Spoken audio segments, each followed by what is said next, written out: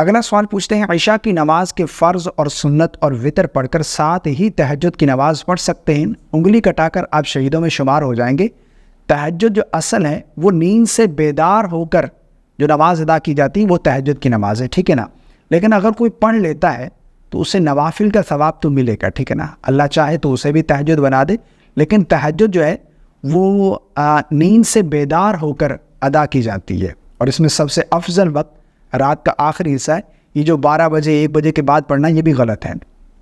اب عشاء پڑھ کر سو گئے، اب جب بھی آپ کی آنکھ کھلی ہے آپ اٹھ کر تہجد پڑھ سکتے ہیں، چاہے 11 بجے کھل گئی یا پھر رات کے 3 بجے کھل گئی، آپ تہجد پڑھ سکتے ہیں۔ سائمہ یہ لکھتی ہے 4:37 پہ نماز فجر ہے تو ہم 4 بجے تہجد پڑھ سکتے ہیں؟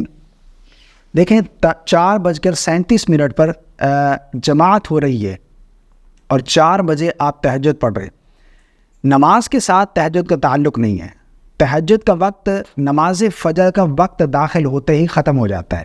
اگر تو 4:37 پر نماز فجر کا وقت شروع ہو رہا ہے اور آپ نے 4 بجے نماز تہجد ادا کر لی تو آپ کی نماز ہو گئی۔ 4:37 پر نماز فجر کا وقت شروع ہو رہا ہے تو اب آپ اگر 4:30 پر بھی تہجد کی نماز پڑھیں گے تو آپ کی نماز ہو جائے گی، ٹھیک ہے نا۔